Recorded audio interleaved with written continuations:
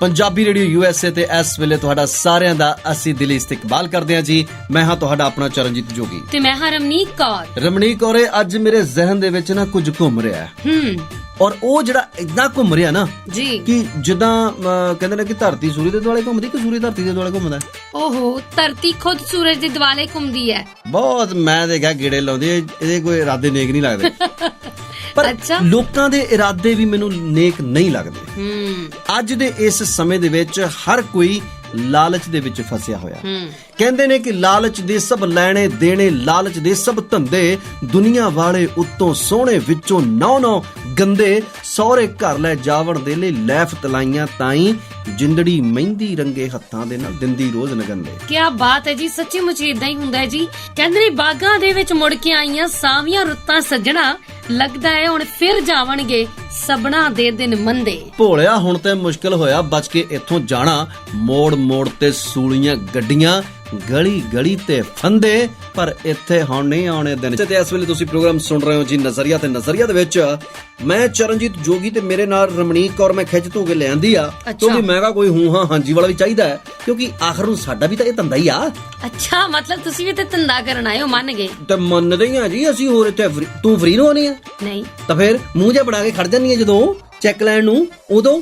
ਅੱਛਾ ਹਾਂਜੀ, ਤੁਹਾਨੂੰ ਮੇਰੇ ਚੈੱਕ ਤੋਂ ਵੀ ਤਕਲੀਫਾਂ ਹੋਣ ਲੱਗ ਪਈਆਂ? ਮੈਨੂੰ ਤੇਰੇ ਚੈੱਕ ਕਰਦੇ ਆ, ਚੁੱਭਦੇ ਆ। ਓਏ ਹੋਏ ਹੋਏ, ਸੁਣੋ ਲੋਗੋ ਸੁਣੋ। ਸੁਣ ਲੈਣ, 20 ਵਾਰੀ ਸੁਣ ਲੈਣ। ਹਾਂ ਤੇ ਇਸ ਬੰਦੇ ਦਾ ਕੀ ਲੈਣਾ ਦੇਣਾ? ਕਿਹਦੇ ਨਾਲ? ਮੇਰੇ ਚੈੱਕਾਂ ਨਾਲ। ਓਏ ਹੋਏ, ਲੈਣਾ ਦੇਣਾ ਨਹੀਂ, ਹੂੰ ਹਾਂ ਹਾਂਜੀ ਵਾਲੇ ਨੂੰ ਇੰਨੇ ਪੈਸੇ ਇਕੱਠੇ ਹੀ ਮਿਲ ਜਾਣ।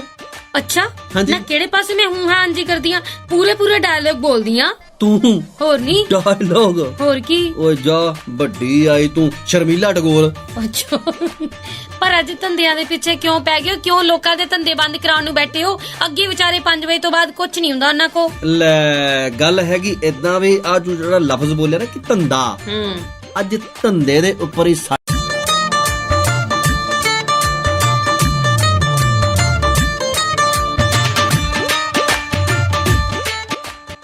ਮੈਨੂੰ ਤਾਂ ਸ਼ੁਰੂ ਤੋਂ ਇਸ ਬੰਦੇ ਦੇ ਲੱਛਣ ਚੰਗੇ ਨਹੀਂ ਸੀ ਲੱਗਦੇ। ਆ ਸੁਣ ਲਓ, ਧੰਦੇ ਵਾਲੀ ਗੱਲਾਂ ਕਰਦਾ ਜੇ। ਗੱਲ ਸੁਣ ਲੈ ਮੇਰੀ, ਨਿੱਕਿਆਂ ਹੁੰਦਿਆਂ ਨੂੰ ਸਾਡਾ ਬਾਪੂ ਕਹਿੰਦਾ ਹੁੰਦਾ ਸੀ ਕੀ, ਕਾਕਾ ਕੋਈ ਕੰਮ ਧੰਦਾ ਕਰ ਲੈ, ਅੱਛਾ ਚੰਗਾ ਰਹੂੰਗਾ, ਗਾਂ ਚੰਗੀ ਰੋਟੀ ਖਾ ਲੂੰਗਾ, ਨਹੀਂ ਤਾਂ ਤੇਰੇ ਕੋਲੋਂ ਮੱਝਾਂ ਗਾਵਾਂ ਦੀਆਂ ਪੂਛਾਂ ਨਹੀਂ ਮਰੋੜ ਹੋਣੀਆਂ।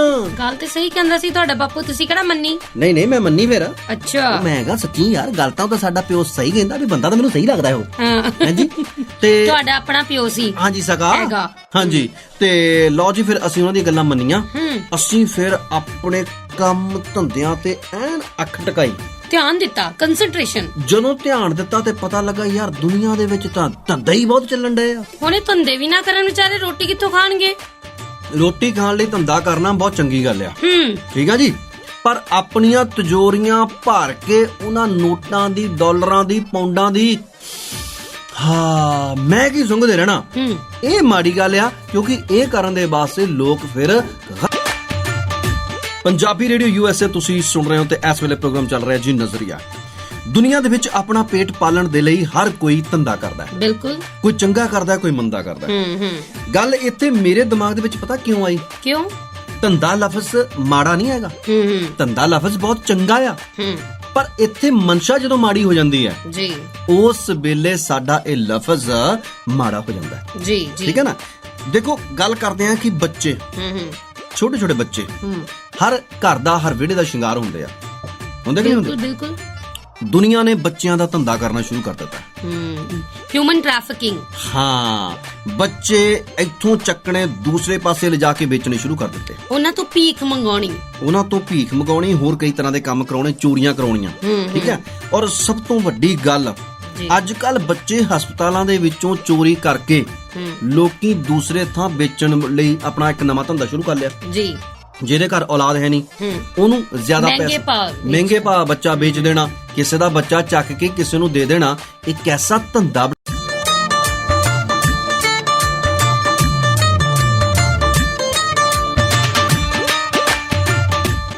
ਪੰਜਾਬੀ ਰੇਡੀਓ ਯੂਐਸਏ ਟਿਊਨ ਕੀਤਾ ਤੁਸੀਂ, ਰਮਨੀਕ ਕੌਰ ਤੇ ਚਰਨਜੀਤ ਜੋਗੀ ਤੁਹਾਡੇ ਨਾਲ ਨੇ। ਪ੍ਰੋਗਰਾਮ ਚੱਲ ਰਿਹਾ ਜੀ ਇਸ ਵੇਲੇ ਨਜ਼ਰੀਆ। ਜੋਗੀ ਜੀ ਜੇ ਉਸੇ ਧੰਦੇ ਦੇ ਉੱਪਰ ਆਵਾਂ ਜਿਹਦੇ ਕਰਕੇ ਧੰਦਾ ਲਫ਼ਜ਼ ਨੂੰ ਗਰਦਾਨਿਆ ਜਾਂਦਾ ਹੈ, ਮਾੜਾ ਕਿਹਾ ਜਾਂਦਾ ਹੈ, ਉਹ ਹੈ ਔਰਤਾਂ ਦੇ ਜਿਸਮ ਦਾ ਧੰਦਾ ਜੀ। ਇੱਕ ਔਰਤ ਜਦੋਂ ਆਪਣਾ ਜਿਸਮ ਵੇਚਦੀ ਹੈ ਤਾਂ ਪਤਾ ਨਹੀਂ ਕਿੰਨੇ ਬਲਾਤਕਾਰ ਹੋਣ ਤੋਂ ਵੀ ਰੋਕਦੀ ਹੈ। ਇਹ ਮੈਂ ਕਿਤੇ ਵੇਖਿਆ ਵੀ ਸੀ, ਪੜ੍ਹਿਆ ਵੀ ਸੀ, ਔਰ ਇਸ ਗੱਲ ਨੂੰ ਸ਼ਿੱਦਤ ਦੇ ਨਾਲ ਮਹਿਸੂਸ ਵੀ ਕੀਤਾ ਕਿ ਸੱਚੀ ਮੁੱਚੀ ਜੇ ਇਹੋ ਜਿਹੀਆਂ ਔਰਤਾਂ ਨਾ ਹੋਣ, ਔਰ ਉਹਨਾਂ ਦੀ ਇੱਕ ਮਜਬੂਰੀ ਹੁੰਦੀ ਹੈ। ਇੱਕ ਔਰਤ ਦੀ ਤਾਂ ਮਜਬੂਰੀ ਹੈ ਕਿ ਉਹਨੂੰ ਇਸ ਦਲਦਲ ਦੇ ਵਿੱਚ ਆਉਣਾ ਪਿਆ, ਲੇਕਿਨ ਉਸ ਦਲਾਲ ਦੀ ਕੀ ਮਜਬੂਰੀ ਹੈ ਜਾਂ ਉਸ ਬੰਦੇ ਦੀ ਕੀ ਮਜਬੂਰੀ ਹੈ ਜਿਹੜਾ ਉਹਨੂੰ ਪਿਆਰ ਦੇ ਜਾਲ ਵਿੱਚ ਫਸਾਉਂਦਾ ਹੈ, ਉਸ ਤੋਂ ਬਾਅਦ ਹਬਸ਼ੀਆਂ ਦੇ ਅੱਗੇ ਸੁੱਟ ਦਿੰਦਾ ਜਾਂ ਵੇਚ ਦਿੰਦਾ ਹੈ। ਆ ਜਿਹੜਾ ਧੰਦਾ ਹੈ ਨਾ, ਇਹ ਜਿਹੜਾ ਧੰਦਾ ਹੈ ਦਲਾਲੀ ਦਾ, ਠੀਕ ਹੈ ਨਾ, ਇਸ ਧੰਦੇ ਨੇ ਲਫ਼ਜ਼ ਪੈਦਾ ਕੀਤਾ ਦਲਾਲ ਜੀ, ਜਿਹਨੂੰ ਪੰਜਾਬੀ ਚ ਅਸੀਂ ਦੱਲਾ ਵੀ ਕਹਿੰਦੇ ਆ ਜੀ। ਭਾਵੇਂ ਗਾਲ ਵਰਗਾ ਲਫ਼ਜ਼ ਹੈ, ਪਰ ਅੱਜ ਅਸੀਂ ਕਿਉਂ ਵਰਤ ਰਹੇ ਇੱਥੇ? ਕਿਉਂ? ਕਿਉਂਕਿ ਐਸੇ ਧੰਦੇ ਸ਼ੁਰੂ ਹੋ ਗਏ। ਹਰ ਇੱਕ ਚੀਜ਼ ਜਿਹੜੀ ਦਿਸਦੀ ਹੈ ਉਹ ਵਿਕਦੀ ਹੈ, ਠੀਕ ਹੈ ਨਾ। ਇਹ ਆਮ ਤੌਰ ਤੇ ਕਹਿੰਦੇ ਕਿ ਜੋ ਦਿਸਦਾ ਹੈ ਉਹ ਵਿਕਦਾ ਹੈ। ਅਸੀਂ ਹਰ ਇੱਕ ਦਿਸਣ ਵਾਲੀ ਚੀਜ਼ ਨੂੰ ਵੇਚਣਾ ਸ਼ੁਰੂ ਕਰ ਦਿੱਤਾ ਹੈ ਔਰ ਵਿਕਾਊ ਹੋ ਗਏ ਅਸੀਂ। ਔਰ ਇਹ ਸਾਡੇ ਧੰਦੇ ਜਿਹੜੇ ਨੇ ਨਵੇਂ ਤੋਂ ਨਵੇਂ ਅੱਜ ਸਾਡੇ ਸਾਹਮਣੇ ਇੱਕ ਐਸੇ ਪੱਧਰ ਲਿਆ ਕੇ। ਤੁਸੀਂ ਆਪਣੇ ਕੰਮ ਨੂੰ ਪੂਜਾ ਮੰਨਦੇ ਹੋ, ਚੰਗੀ ਗੱਲ ਹੈ, ਪਰ ਜਿਸ ਵੇਲੇ ਤੁਸੀਂ ਆਪਣੇ ਕੰਮ ਨੂੰ ਗਲਤ ਤਰੀਕੇ ਨਾਲ ਕਰਨਾ ਸ਼ੁਰੂ ਕਰ ਦਿੰਦੇ ਹੋ, ਉਸ ਵੇਲੇ ਰੱਬ ਵੀ ਖੁਸ਼ ਨਹੀਂ ਹੁੰਦਾ। ਕਰਮ ਹੀ ਪੂਜਾ ਹੈ ਕਿਹਾ ਤੇ ਜਾਂਦਾ ਹੈ, ਪਰ ਜਿਸ ਵੇਲੇ ਤੁਸੀਂ ਆਪਣੇ ਕਰਮ ਨੂੰ ਗਲਤ ਤਰੀਕੇ ਦੇ ਨਾਲ ਕਰਮ ਕਾਂਡ ਦੇ ਵਿੱਚ ਬਦਲ ਦਿੰਦੇ ਹੋ ਨਾ, ਉਸ ਵੇਲੇ ਤੁਸੀਂ ਗਲਤ ਹਰਕਤਾਂ ਦੇ ਵਿੱਚ ਪੈ ਜਾਂਦੇ ਹੋ। ਔਰ ਕਹਿੰਦੇ ਨੇ ਕਿ ਪੈਸਾ ਤੇ ਕੰਜਰਾਂ ਕੋਲ ਵੀ ਬਥੇਰਾ ਹੁੰਦਾ ਹੈ। ਬਹੁਤ ਇਹ ਆਮ ਤੌਰ ਤੇ ਕਹਾਵਤ ਵਰਤੀ ਜਾਂਦੀ ਹੈ ਸਾਡੀਆਂ ਬੀਬੀਆਂ ਬਜ਼ੁਰਗਾਂ ਵੱਲੋਂ, ਹੈਨਾ। ਗੱਲ ਇਹ ਹੈ ਕਿ ਆਮ ਤੌਰ ਤੇ ਦੇਖਿਆ ਹੋਣਾ ਕੋਈ ਕਲਪੁਰਜ਼ਿਆਂ ਦਾ ਧੰਦਾ ਕਰਦਾ ਹੈ, ਜੀ, ਠੀਕ ਹੈ ਜੀ। ਕੋਈ ਮਾੜਾ ਮੋਟਾ ਕੋਈ ਕਿਸੇ ਸਕੂਟਰ ਮੋਟਰਸਾਈਕਲ ਦੇ ਪੁਰਜ਼ੇ ਹੋਣ ਜਾਂ ਸਾਈਕਲਾਂ ਦੇ ਪੁਰਜ਼ੇ ਹੋਣ ਜਾਂ ਗੱਡੀਆਂ ਮੋਟਰਾਂ ਦੇ ਪੁਰਜ਼ੇ ਹੋਣ, ਉਹਨਾਂ ਦਾ ਧੰਦਾ ਕਰਦਾ, ਉਹਨੂੰ ਸਪੇਅਰ ਪਾਰਟਸ ਦਾ ਧੰਦਾ ਕਹਿੰਦੇ ਆ। ਪਰ ਅਫਸੋਸ ਕਿ ਮਨੁੱਖ ਇਹਨਾਂ ਕਲਪੁਰਜ਼ਿਆਂ ਦੇ ਧੰਦੇ ਕਰਦਾ ਅੱਜ ਇਨਸਾਨੀ ਅੰਗਾਂ ਦੇ ਧੰਦੇ ਕਰਨ ਲੱਗ ਪਿਆ। ਇਨਸਾਨੀ ਸਪੇਅਰ ਪਾਰਟਸ ਦੇ ਧੰਦੇ ਕਰਨ ਲੱਗ ਪਿਆ, ਮਨੁੱਖੀ ਅੰਗਾਂ ਦੀ ਤਸਕਰੀ ਹੋਣ ਲੱਗ ਪਈ।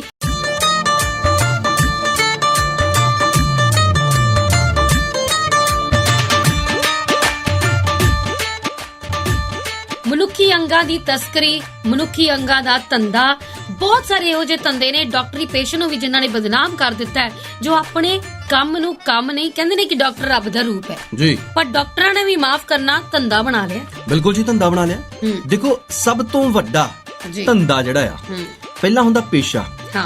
ਪੇਸ਼ੇ ਦੇ ਵਿੱਚ ਜਦੋਂ ਹੁੰਦੀ ਆ ਪੂਜਾ, ਜਿੰਨੇ ਆਮ ਤੌਰ ਤੇ ਕਈ ਦੁਕਾਨਦਾਰ ਭਰਾ ਆ, ਕਈਆਂ ਦੇ ਸਟੋਰ ਹੈਗੇ, ਕੁਛ ਵੀ ਆ, ਜਦੋਂ ਜਾਂਦੇ ਆਪਾਂ ਮੱਥਾ ਟੇਕ ਕੇ ਅੰਦਰ ਜਾਂਦੇ ਆ, ਅੰਦਰ ਜਾ ਕੇ ਧੂਫ ਬੱਤੀ ਕਰਦੇ ਆ, ਸਾਡਾ ਪੇਸ਼ਾ, ਅਸੀਂ ਨੇਕ ਨੀਤੀ ਦੇ ਨਾਲ ਇਮਾਨਦਾਰੀ ਦੇ ਨਾਲ ਕੰਮ ਕਰਦੇ। ਜਦੋਂ ਉਹਦੇ ਵਿੱਚ ਆਂਦੀ ਖੋਟ, ਮਨ ਦੇ ਵਿੱਚ ਜ਼ਿਆਦਾ ਲਾਲਚ, ਠੀਕ ਆ, ਔਰ ਫਿਰ ਉਹ ਪੇਸ਼ਾ ਜਦੋਂ ਖੋਟੀਆਂ ਨੀਤਾਂ ਦੇ ਨਾਲ ਕੀਤਾ ਜਾਂਦਾ, ਫਿਰ ਉਦੋਂ ਬਣ ਜਾਂਦਾ ਧੰਦਾ।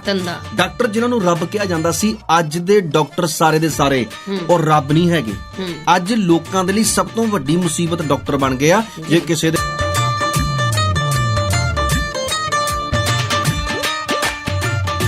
ਵਕੀਲਾਂ ਦੇ ਧੰਦੇ ਦੀ ਗੱਲ ਕਰ ਲਓ ਜੀ, ਵਕੀਲ ਵੀ ਕਈ ਵਾਰੀ ਤੁਹਾਨੂੰ ਸਹੀ ਦਲੀਲ ਨਹੀਂ ਦਿੰਦੇ। ਮੈਨੂੰ ਕਿਸੇ ਨੇ ਇਹ ਗੱਲ ਕਹੀ, ਕਹਿੰਦੇ ਕਿ ਵਕੀਲ ਤੁਹਾਡਾ ਸਕਾ ਭਰਾ ਵੀ ਹੋਵੇ ਨਾ, ਤਾਂ ਵੀ ਉਹਦੇ ਉੱਪਰ ਭਰੋਸਾ ਨਹੀਂ ਕਰਨਾ। ਦੇਖੋ ਗੱਲ ਇਹ ਹੈ ਕਿ ਅਸੀਂ ਇਹ ਸਾਰਿਆਂ ਵਕੀਲਾਂ ਦੇ ਉੱਪਰ ਇਹ ਗੱਲ ਨਹੀਂ ਕਹਿ ਰਹੇ, ਇਹ ਗੱਲ ਹਮੇਸ਼ਾ ਸਾਡੀ ਨੋਟ ਕਰ ਲਿਆ ਕਰੋ। ਅਸੀਂ ਕੁਝ ਕੁ ਚੀਜ਼ਾਂ ਜਿਹੜੀਆਂ ਹੰਡਾਈਆਂ, ਕੁਝ ਕੁ ਮਾਣੀਆਂ, ਕੁਝ ਕੁ ਲੋਕਾਂ ਦੇ ਕੋਲੋਂ ਸੁਣੀਆਂ ਜਿਹੜੀਆਂ, ਉਹਨਾਂ ਦੀ ਬਿਨਾਂ ਦੇ ਉੱਪਰ ਅਸੀਂ ਇਹ ਕਰ ਰਹੇ ਹਾਂ। ਦੇਖੋ ਵਕੀਲ ਵੀ ਬਹੁਤ ਸਾਰੇ ਐਸੇ ਹੈਗੇ ਆ ਕਿ ਜਿਹੜੇ ਸਿਰਫ ਇਹੀ ਸੋਚਦੇ ਰਹਿੰਦੇ ਨੇ ਕਿ ਕੋਈ ਗੱਲ ਨਹੀਂ, ਸਾਡੇ ਕੋਲ ਮੁਰਗਾ ਫਸਿਆ ਤੇ ਕੋਈ ਗੱਲ ਨਹੀਂ, ਇਹਨੂੰ ਹੌਲੀ ਹੌਲੀ ਖਾਵਾਂਗੇ, ਝਟਕਾਂਗੇ ਹੌਲੀ ਹੌਲੀ। ਸਾਨੂੰ ਮੁਰਗਾ ਨਾ ਸਮਝਿਆ ਜਾਵੇ। ਕਿਸੇ ਵੀ ਆਪਣੇ ਕਲਾਇੰਟ ਨੂੰ ਤੁਸੀਂ ਗਾਹਕ ਨਾ ਸਮਝੋ, ਉਹਨੂੰ ਇਹ ਸਮਝੋ ਕਿ ਬੰਦਾ ਦੁਖੀ ਹੋਇਆ। ਇੱਕ ਨਾ ਮੈਂ ਦੇਖ ਰਹੀ ਸੀ ਜੋਗੀ ਜੀ, ਮੈਨੂੰ ਇੱਕ ਜੋਕ ਯਾਦ ਆ ਗਿਆ। ਕਹਿੰਦੇ ਕਿ ਸਿਰਫ ਤੇ ਸਿਰਫ ਇੱਕ ਪਾਨ ਵਾਲਾ ਹੀ ਹੈ ਜਿਹੜਾ ਬੜਾ ਓਨੈਸਟ ਹੈ, ਜਿਹੜਾ ਪੁੱਛਦਾ ਕਿਤਨਾ ਚੂਨਾ ਲਗਾऊं। ਬਾਕੀ ਸਾਰੇ ਚੂਨਾ ਲਾਉਣ ਲੱਗੇ ਪੁੱਛਦੇ ਵੀ ਨਹੀਂ, ਬਿਨਾਂ ਦੱਸੇ ਚੂਨਾ ਤੁਹਾਨੂੰ ਲਾ ਚੁੱਕੇ ਹੁੰਦੇ ਨੇ, ਭਾਵੇਂ ਉਹ ਬਜਾਜੀ ਦਾ ਕੰਮ ਹੈ।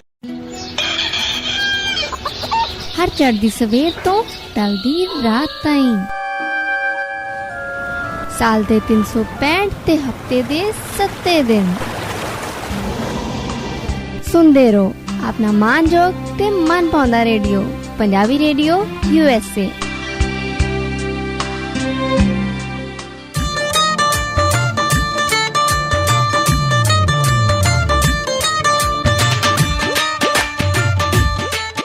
ਇਸ ਵੇਲੇ ਪੰਜਾਬੀ ਰੇਡੀਓ USA ਤੇ ਤੁਸੀਂ ਨਜ਼ਰੀਆ ਸੁਣ ਰਹੇ ਹੋ ਤੇ ਗੱਲ ਕਰਦੇ ਹਾਂ ਕਿ ਅਸੀਂ ਹਰ ਇੱਕ ਚੀਜ਼ ਨੂੰ ਜੀ ਇਹਨਾਂ ਲੋਕਾਂ ਨੇ ਧੰਦਾ ਬਣਾ ਲਿਆ। ਐਜੂਕੇਸ਼ਨ ਜੀ ਮਿਸ਼ਨ ਸੀ, ਧੰਦਾ ਬਣਾ ਲਿਆ। ਬਿਲਕੁਲ। ਤੇ ਸਿਹਤ ਸੇਵਾਵਾਂ ਮਿਸ਼ਨ ਸੀ, ਧੰਦਾ ਬਣਾ ਲਿਆ ਜੀ। ਹੁਣ ਅੱਜ ਜੇਕਰ ਮਹਾਮਾਰੀ ਫੈਲੀ ਹੋਈ ਹੈ ਤੇ ਇਸ ਮਹਾਮਾਰੀ ਦੇ ਵਿੱਚ ਇਹਨਾਂ ਲੋਕਾਂ ਨੇ ਦਵਾਈਆਂ ਜੋ ਸਾਡੀ ਅਮਾਨਤ ਨੇ, ਜੋ ਸਾਡੀ ਜ਼ਰੂਰਤ ਨੇ, ਸਾਡੀ ਜ਼ਰੂਰਤ ਨੂੰ ਇਹਨਾਂ ਨੇ ਧੰਦਾ ਬਣਾ ਲਿਆ। ਬਿਲਕੁਲ ਜੀ। ਮੈਂ ਇੱਕ ਵੀਡੀਓ ਦੇਖ ਰਹੀ ਸੀ ਜਿਹਦੇ ਵਿੱਚ ਕਿਹਾ ਗਿਆ ਕਿ ਇੱਕ ਬੰਦੇ ਨੂੰ ਨਾਰਮਲੀ ਜਿਹੜਾ ਚੰਗਾ ਭਲਾ ਉਹਨੂੰ ਬਕਾਇਦਾ ਪੈਸੇ ਦਿੱਤੇ ਜਾਂਦੇ ਆ ਬੈੱਡ ਆਕੂਪਾਈ ਕਰਨ ਦੇ ਲਈ, ਔਰ ਫਿਰ ਤੁਹਾਡੇ ਵਰਗਾ ਜਾਂ ਮੇਰੇ ਵਰਗਾ ਕੋਈ ਲੋੜਵੰਦ ਆਉਂਦਾ ਹੈ ਤੇ ਉਹਨੂੰ ਕਿਹਾ ਜਾਂਦਾ ਹੈ ਕਿ ਜਦੋਂ ਪੁੱਛਦਾ ਕਿ ਬੈੱਡ ਅਵੇਲੇਬਲ ਹੈ, ਨਹੀਂ ਜੀ ਬੈੱਡ ਤਾਂ ਅਵੇਲੇਬਲ ਨਹੀਂ ਹੈ। ਫਿਰ ਜਦੋਂ ਉਹਨਾਂ ਭਾਅ ਕੀਤਾ ਜਾਂਦਾ, ਜਦੋਂ 4-5 ਲੱਖ ਰੁਪਇਆ ਸੁੱਟਦਾ ਹਾਂ, ਫਿਰ ਸੋਚਦੇ ਆ ਬੈੱਡ ਹੋਏਗਾ ਹੀ। ਦਵਾਈਆਂ ਜਿਹੜੀਆਂ ਕਿ ਉਹ ਚੰਗੇ ਭਲੇ ਬੰਦੇ ਦੇ ਨਾਮ ਤੇ ਇਸ਼ੂ ਕੀਤੀਆਂ ਜਾਂਦੀਆਂ ਨੇ, ਉਹਨੂੰ ਤਾਂ ਲੱਗਣੀਆਂ ਨਹੀਂ ਕਿਉਂਕਿ ਉਹ ਤਾਂ ਠੀਕ ਠਾਕ ਹੈ। ਉਹ ਦਵਾਈਆਂ ਦਾ ਵੀ ਦੁਬਾਰਾ ਰੀਸੇਲ ਕਰਕੇ ਮਹਿੰਗੇ ਭਾਅ ਤੇ ਵੇਚ ਕੇ ਸਾਫ਼ ਤੌਰ ਤੇ ਮਨਾ ਕਰ ਦਿੱਤਾ ਜਾਂਦਾ ਕਿ ਫਲਾਣਾ ਇੰਜੈਕਸ਼ਨ ਹੈ ਨਹੀਂ, ਆਹ ਚੀਜ਼ ਹੈ ਨਹੀਂ, ਉਹ ਚੀਜ਼ ਹੈ ਨਹੀਂ। ਔਰ ਲੋਕੀ ਕੀ ਕਰਨ ਵਿਚਾਰੇ, ਮਰਦਾ ਕੀ ਨਹੀਂ ਕਰਦਾ। ਇੱਕ ਐਂਬੂਲੈਂਸ ਦਿੱਲੀ ਤੋਂ ਜਲੰਧਰ ਆਉਂਦਾ 1-1 ਲੱਖ ਰੁਪਏ ਲੈ ਰਹੀ ਹੈ। ਬਿਲਕੁਲ ਜੀ। ਔਰ ਸਭ ਤੋਂ ਵੱਡੀ ਗੱਲ ਹੈ ਕਿ ਇਹਨਾਂ ਲੋਕਾਂ ਨੇ ਇਸ ਵੇਲੇ ਨਜ਼ਰੀਆ ਐਜੂਕੇਸ਼ਨ ਦੀ ਗੱਲ ਤੁਸੀਂ ਕੀਤੀ ਹੈ ਜੋਗੀ ਜੀ, ਐਜੂਕੇਸ਼ਨ ਵੀ ਤਾਂ ਧੰਦਾ ਹੀ ਬਣਾਇਆ। ਬਿਲਕੁਲ ਬਣਾਇਆ। ਕਿੱਥੇ ਭਾਵੇਂ 15 ਦਿਨ ਦਾ ਹੁਣ ਫਿਰ ਤੋਂ ਲਾਕਡਾਊਨ ਲੱਗ ਗਿਆ, ਮਿਨੀ ਲਾਕਡਾਊਨ, ਲੋਕਾਂ ਦੇ ਕੰਮਕਾਰ ਬੰਦ ਹੋ ਗਏ, ਲੇਕਿਨ ਕਿਆ ਸਕੂਲ ਵਾਲਿਆਂ ਨੇ ਇੱਕ ਵਾਰੀ ਵੀ ਕਿਹਾ ਕਿ ਫੀਸਾਂ ਨਾ ਦਿਓ। ਪਿਛਲੀ ਸਾਲ ਵੀ ਠੋਕ ਕੇ ਲਈਆਂ ਸੀ ਫੀਸਾਂ, ਐਤਕੀ ਫਿਰ ਠੋਕ ਕੇ ਲੈਣਾ। ਸਭ ਤੋਂ ਵੱਡੀ ਗੱਲ ਇਹ ਕਿ ਜਿਹੜੀਆਂ ਸਹੂਲਤਾਂ ਸਰਕਾਰ ਸਾਨੂੰ ਦਿੰਦੀ ਹੈ, ਜਿਹੜੀਆਂ ਅਸੀਂ ਉਹਨਾਂ ਨੂੰ ਟੈਕਸ ਪੇ ਕਰਦੇ ਆ, ਸਰਕਾਰ ਨੇ ਇੱਕ ਵਾਰੀ ਵੀ ਨਹੀਂ ਕਿਹਾ ਕਿ ਤੁਹਾਡੀ ਜੌਬ ਚਲੀ ਗਈ, ਤੁਹਾਨੂੰ ਤਨਖਾਹਾਂ ਨਹੀਂ ਮਿਲੀਆਂ, ਕੋਈ ਗੱਲ ਨਹੀਂ, ਬਿੱਲ ਰਹਿਣ ਦਿਓ। ਦੇਖੋ ਸਭ ਤੋਂ ਵੱਡੀ ਗੱਲ ਇਹ ਹੈ ਕਿ ਜਿਹੜੇ ਸਕੂਲ ਵਾਲੇ ਨੇ, ਉਹਨਾਂ ਸਕੂਲ ਵਾਲਿਆਂ ਨੇ ਸਰਕਾਰ ਦੇ ਸੰਘ 'ਚ ਗੂਠਾ ਦਿੱਤਾ ਜੀ, ਮਾਪਿਆਂ ਦੇ ਸੰਘ ਦੇ ਵਿੱਚ ਗੂਠਾ ਦਿੱਤਾ ਹੈ, ਅਦਾਲਤਾਂ ਦੇ ਵਿੱਚ ਜਾ ਕੇ ਫੀਸਾਂ ਵਸੂਲ ਲਈਆਂ ਜੀ। ਸਰਕਾਰ ਆਪਣਾ ਪੱਖ ਰੱਖਣ ਦੇ ਵਿੱਚ ਢਿੱਲੀ ਕਿਉਂ ਰਹਿ ਗਈ? ਠੀਕ, ਹਰ ਪਾਸੇ ਸਰਕਾਰ ਜਿਹੜੀ ਆ ਢਿੱਲੀ ਰਹਿ ਜਾਂਦੀ ਹੈ, ਔਰ ਇਸ ਕਰਕੇ ਇਹ ਲੋਕ ਸਾਡਾ ਫਾਇਦਾ ਉਠਾਉਂਦੇ ਨੇ ਜੀ ਜੀ। ਔਰ ਹਰ ਇੱਕ ਕੰਮ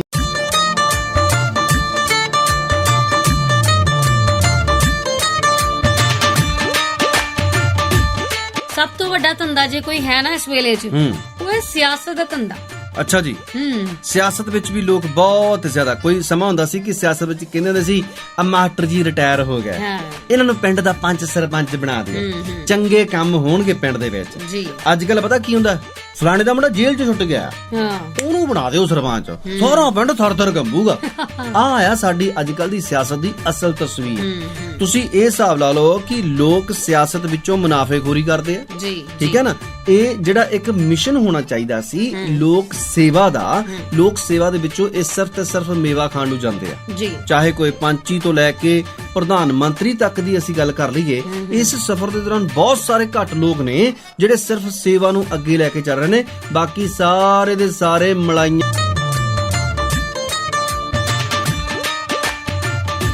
ਪੰਜਾਬੀ ਰੇਡੀਓ USA ਤੁਸੀਂ ਸੁਣ ਰਹੇ ਹੋ ਤੇ ਗੱਲ ਕਰਦੇ ਆਂ ਕਿ ਤੁਸੀਂ ਕਿਹਾ ਸੀ ਕਿ ਸਭ ਤੋਂ ਵੱਡਾ ਧੰਦਾ ਜੀ, ਪਰ ਸਭ ਤੋਂ ਵੱਡਾ ਧੰਦਾ ਤੁਹਾਨੂੰ ਦੱਸਾਂ ਕਿਹੜਾ ਬਣਿਆ ਹੋਇਆ? ਕਿਹੜਾ?